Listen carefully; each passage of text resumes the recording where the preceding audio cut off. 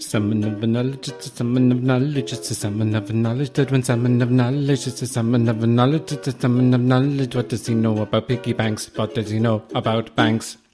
Hey, Salmon Skins, welcome to episode 26 of Edwin's Salmon of Knowledge. That's me banging the side of my chair. Now, here is the noise of me slightly lowering the chair so I can get closer to the microphone. Why don't you pull that microphone a little closer so people can hear you speaking? That's my 1950s tone.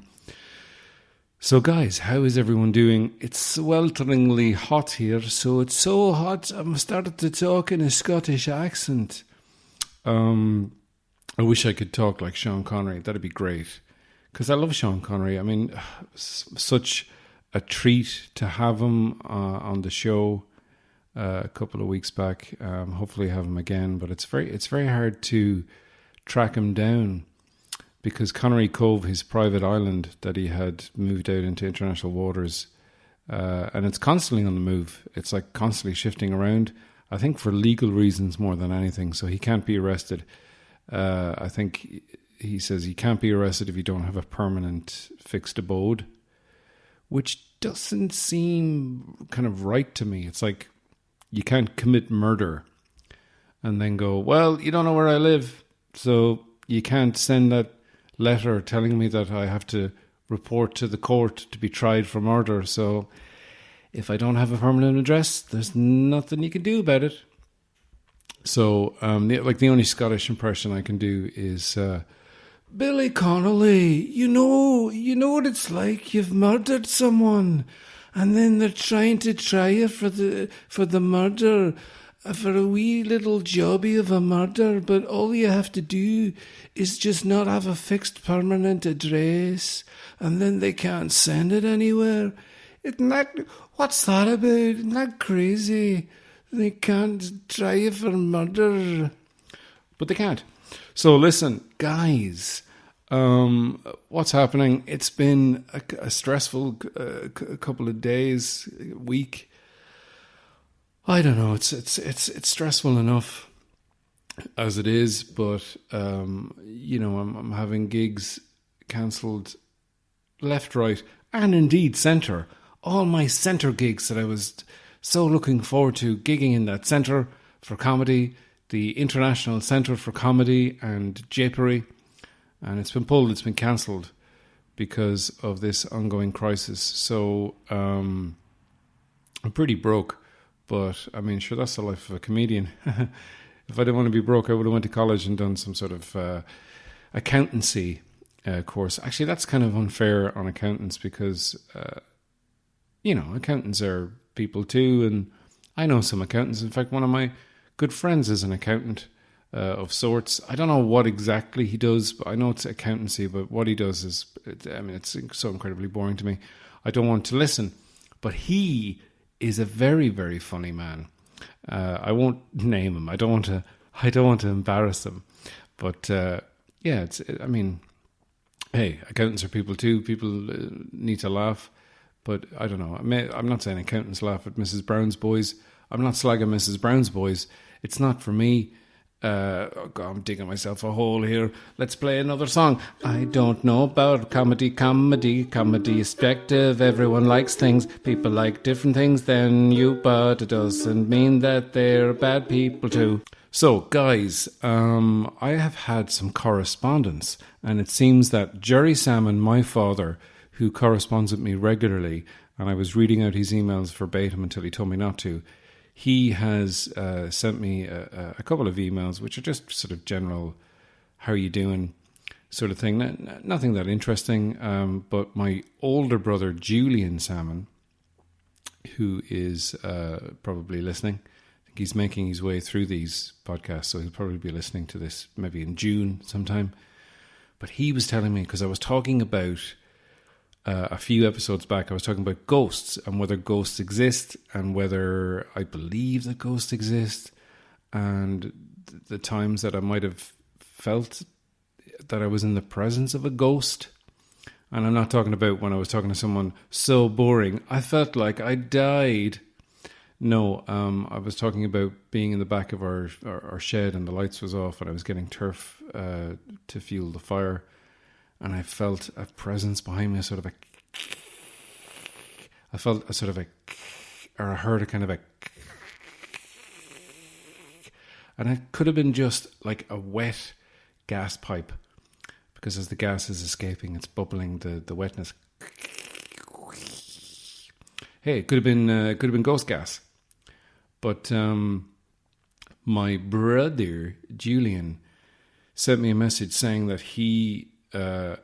Just to clarify what he had experienced, because it was slightly different from what I had experienced.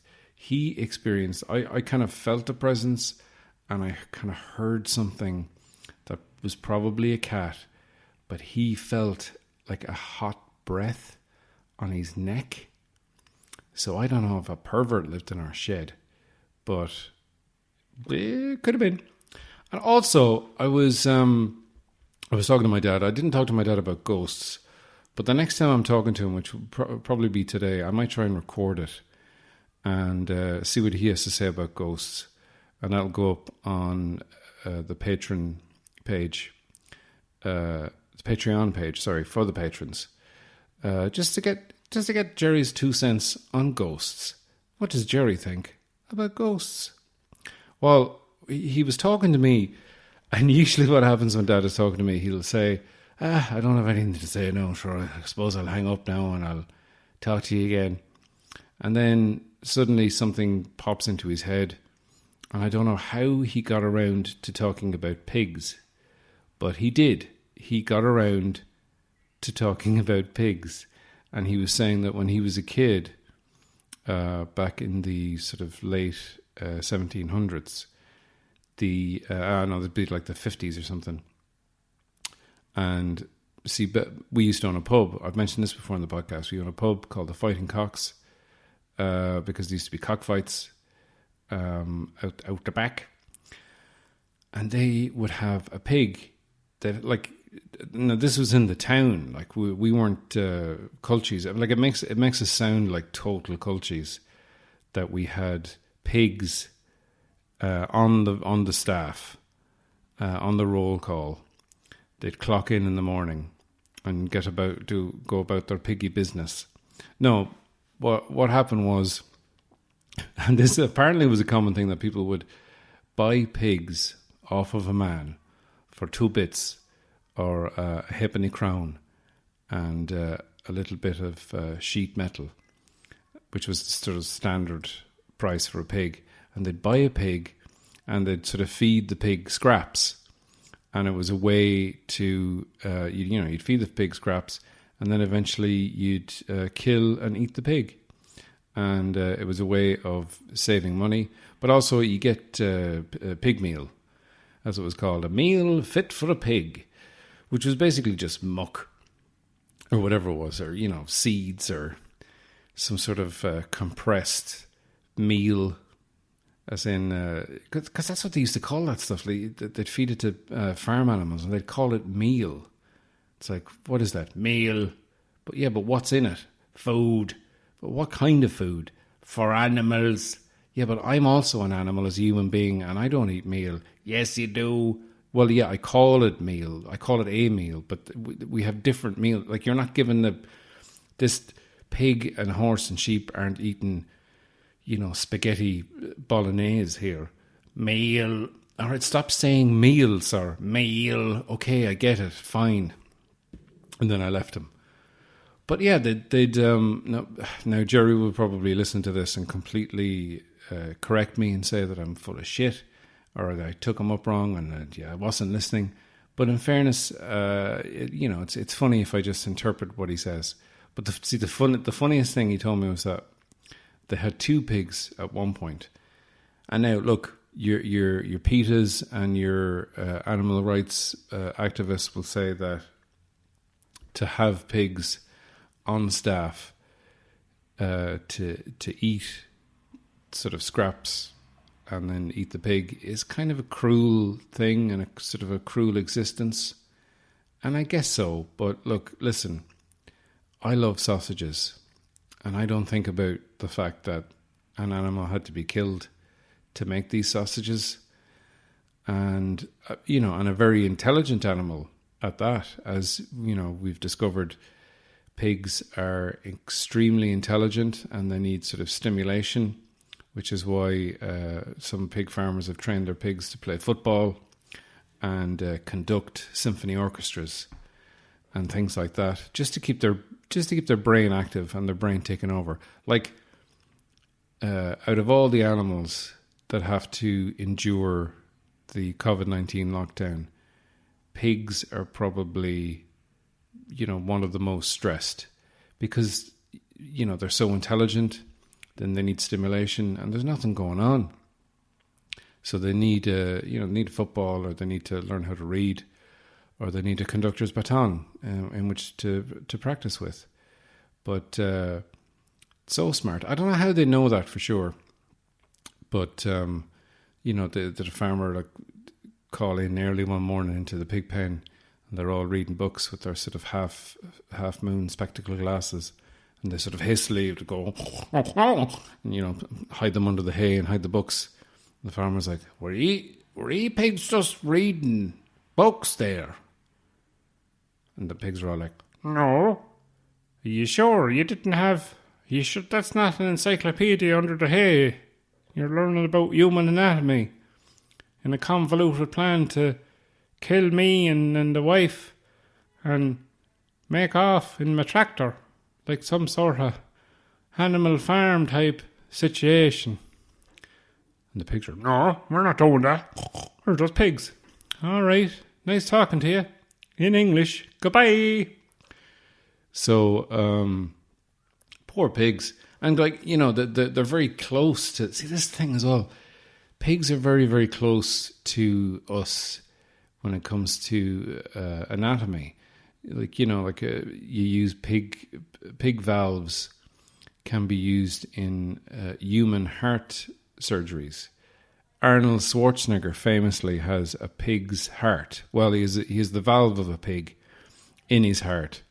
He had an operation years ago. I think it was like a preemptive thing, because he allegedly, I have to say allegedly in case Arnold Schwarzenegger listens to this podcast. I mean, I know he's been a guest on the podcast, but still, I don't want him suing, because I didn't accuse him of weakening his heart through the use of steroids in his bodybuilding career when he was Mr. Universe, when he was going around in a spaceship, landing on planets, challenging aliens to weightlifting competitions and flexing muscles. And the aliens were like, we don't have the concept of muscles. We are fluid-based organisms floating in the sky. And Arnie was like, now do it. Come on, do the jumping. And he defeated them, and that's how he became Mr. Universe for a record 78 times before he retired, aged 42. I had a birthday as well recently, just kind of a sidebar. I had a birthday. Sidebar. No, that's the wrong key for sidebar. Sidebar. I had a birthday. God, I'm old. I'm getting old. I mean that's the whole point of birthdays, which is kind of, like people who complain about getting old. I'm like, well, if you died tragically when you were 25, you'd be 25 forever, but you wouldn't get to experience life anymore. So it's a bit of a trade-off. I mean, you'd be young, forever young, and maybe forgotten. Whereas if you just, keep on getting old, you're going to get older. That's a given. But you're also going to be, hanging around on the planet for longer than for longer. Not longer than you hoped, longer than you wanted. Oh, we're getting into a black hole here. It's a sidebar about my birthday. It's a sidebar about my birthday. It's a sidebar about. So, my birthday was last week, 20th of May. and I turned 43. That is the age that I am. Technically, I'm in my 44th year, which is incredible. I mean, it's a privilege to get old. I never complain about it. I'm happy to be alive. And I mean, it wasn't really that different from most birthdays. I'm not really a kind of a, hey, let's everyone celebrate my birthday kind of guy. I'm humble, I'm cool. But of course you have to celebrate it indoors because of the lockdown. So we did, and Cara, got some balloons, and she got some delicious things that I like to eat, and had some presents, and some presents haven't arrived yet, because she got them on Wish.com. So who knows what she got? Because Wish.com, she probably got me like a clay model of my head, and assless chaps or something. There's all sorts of weird stuff on Wish.com, and it hasn't arrived. So it's kind of like, I mean, I think they must name that website Wish.com, because it's like you wish for these things to arrive, but sometimes they don't. And I feel like, I kind of feel old when you take into account stuff like Elvis Presley, who I'm a big fan of, big Elvis fan. And Elvis died in August 1977. I was like 4 months old when Elvis died. And Elvis was 42 when he died. So I'm like a year older than Elvis Presley when he died. And he was Elvis. And it kind of seems, because he'd achieved so much in his life and he'd made such a cultural impact, that it seems like, God, he was only 42. It seems like he died, everyone knows he died young, but like 42 is amazingly young for someone to have left such a cultural impact. And when you see him in his last year, and in fact, there's a really amazing video on YouTube of Elvis, and he's like, I don't know, 2 or 3 months from dying of a heart attack on the toilet in Graceland, which is, not a great end for such a, I won't say great man, because, he had his foibles for sure.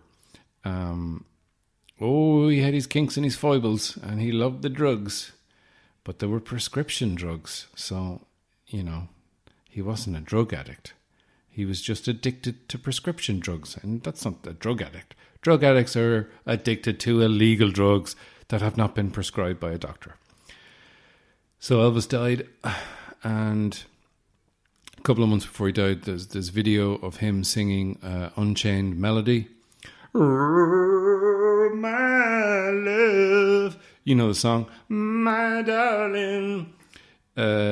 Most made famous by, of course, Ghost, the movie Ghost, where Patrick Swayze and Demi Moore made pottery to that song.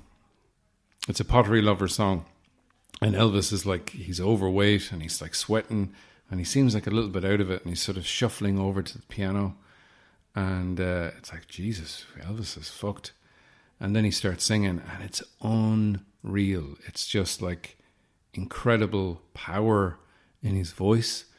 And it's one of those things where, like, myself and my younger brother were talking about this, where, I don't necessarily believe in a soul per se, or whatever the kind of perception of a soul is, the religious perception of a soul. But there is that sort of thing where it's the other, like it's this kind of it's in the ether. It goes beyond just your physical and mental limitations. And there's just something about Elvis, like he sits down and he just starts belting out that song, and it's just flowing out of him. It's like, it's not God. Some people might call it God. If you want to call it God, that's fine. But it's like soulful. It's something else. Something, he had that X factor, I guess, if you want to call it, or Y factor, or Z factor, but he had it, and he had it in abundance. So, and another thing is, I was watching a video which again made me feel old and also made me feel like I've achieved nothing in my life. It kind of sort of depressed me a little bit, where I watched a video about John Candy, Everybody's Uncle Buck, from some guy on YouTube. And it was a nice little video, just kind of celebrating what made John Candy so kind of unique and likable. And John Candy, he died of a heart attack in 1994, and he was 43 years old, which is my age. And I'm nowhere near as famous as John Candy. So I guess I better keep on living and try and achieve fame to the extent of John Candy. So guys, we're going to have a little break here, and I'm going to come back and we're going to talk about pigs, and we're going to talk about the origin of the piggy bank and how my father thinks it's one thing, but actually it's not. So I'll see you in a minute. Salmon of knowledge, it's a salmon of knowledge, it's a salmon of knowledge, it's a salmon of knowledge, it's a salmon of knowledge, it's an ad break right now. Do you have sudden urges? Does it tingle down there and you don't know why? Do you not want to have these urges anymore? Does it make you cry sometimes because the urges are so strong? Well, worry no more. With new pure powder, you just sprinkle it in your nether regions and the burning sensation will stop any unsightly urges.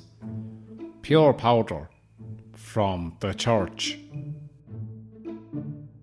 Back from the brick, and we're back from the brick now, and back from the brick, and then we're back from the brick. Now it's the time for the end of the commercial break, and go. Hey guys, welcome back to part 2 of Edwin's Salmon of Knowledge. Let me just put down this ukulele. Perfect. So guys, listen, I have had communique with my father, Jared Salmon, who was talking to me about pigs and how they used to have piggies in the back of the pub, and they'd feed the pigs porter slops. So they'd basically feed the pigs, scraps and whatever, and I guess they'd eat them. If I'm wrong, he's going to tell me. But, I mean, what else are you going to do with the pig? But at one time, he told me that his mother bought 2 pigs. And she came, and it was a mistake apparently, because she woke up one morning and she came down to the outside the back of the pub into the little shed, and she tried to open the door, and one of the pigs was dead behind the door, and the door was kind of jammed. And like when he told me this, I just kind of started laughing, because in my mind, the pig had like killed itself or something, because I don't know why I thought that. I think it's just because pigs are so smart that the pig knew what was going to happen to it, so it just couldn't live in a world, like it just became too smart. I was like, I know what they're doing. They're fattening me up to kill me and eat me, and it just sort of took itself out. I don't know how it would do that, because all it has is like 4 trotters. It can't like shoot itself with a tiny shotgun like Kurt Cobain, like a pig version of Kurt Cobain. But it died of, and Dad was saying, Asher, it died of, because I said, why? How did it die? What killed it? And he said, it was that thing that, that thing that pigs die of. And I was like, us? He's like, no, the thing that pigs, and I was like, sudden pig death syndrome. But it is some kind of disease that pigs die from, that we didn't get to the bottom of. So they only had 1 pig. And then he told me when he was like, I think 8 years old or something like that, 8 or 9. And there's this thing where if you tickle a pig's ear, or ears indeed, get 2 hands in there, tickle a pig's ears, the pig will get so relaxed. It relaxes a pig if you tickle its ears. And some humans as well. It's not just pigs. If you tickle someone's ears, it's very relaxing. If you just rub someone's earlobes, it actually is very relaxing. I've done it. I haven't had it done to me, but I've done it to people's, and they've said, yeah, it's quite relaxing. So they'd like tickle and rub the pig's ears, and the pig would get so relaxed. And he said himself and his friends were like tickling, stroking this pig's ears. Sounds like a euphemism. I'm going out the back to stroke the pig's ear for a while. And I'll clean up after myself, don't worry. All right, fair enough, off you go. But they were doing, and the pig got so relaxed, the pig like fell asleep. And Gerry and his friends thought that they'd killed the pig somehow. They'd tickled its ears to death. And they panicked. And they ran off, thinking that, oh God, we've killed a pig. We should just turn ourselves into the guards now. We've killed a pig. What have we done? Let's just go in and let's just tell them what we've done, and everything will be fine. We won't go to jail for too long. We're only childers. We're just a pair of childers. But it didn't happen. So and see, for some reason, Dad thought that that's where the phrase piggy bank came from, because you'd pay money for this pig, and then all your scraps you'd feed into the slot, which was the mouth of the pig, and then eventually the pig would get fat, and you'd kill it and eat it. But actually, the earliest piggy banks, well, it wasn't a piggy bank, but the earliest money box, because I did some research, it dates from the 2nd century BC, which stands for before coins. So they used to put their precious metals in this little kind of little jar, kind of like a vase or a vase, depending on how you pronounce it. And that's where they put all their money. So basically, the old piggy banks came from a combination of it's to do with words, essentially. So the cheapest materials that they could make these kind of money boxes, basically, to keep their coinage in, were made from this cheap clay, which was called pig clay, Pygg. So, like, there's very, very few piggy banks intact. Like, there's some stuff from there's like terracotta piggy banks from the 14th, 15th century from the East Java region. Now, not Central Java. I'm talking East Java. So there's a few of those like around. Like, most of them have been, reconstructed. There's no real solid ones. There was a solid one, like a 650-year-old piggy bank that was intact, that was sold at an auction for about like 600 pounds sterling, about $10,000, which is considerably more than you could actually fit in the piggy bank. So how they became piggy shaped was basically a combination of these words. So Pygg was the name of the clay, and then the pronunciation of letters changed, and pigs became like piggy, and then it just became like, oh well, let's make these piggies from pig clay, and we'll put a slot in them. And like some people, while doing the research, there was like questions about why is it that there's no thing to take the money out without smashing it? Why do you have to smash the piggy bank? That seems stupid. Well, it's not stupid, imaginary voice that I just made up. It's because you want to save all your money and you don't want anyone stealing your money. So if there's like a handy little stopper underneath that you just kind of pop out and like shake the money out, and then, it's like, that's not saving, that's just spending money. So, and it's not apparently where the expression break the bank comes from, although you think it is, but it's not. Where does that come from? I don't know, but it's not from piggy banks. That's all I've learned. So you would break it, and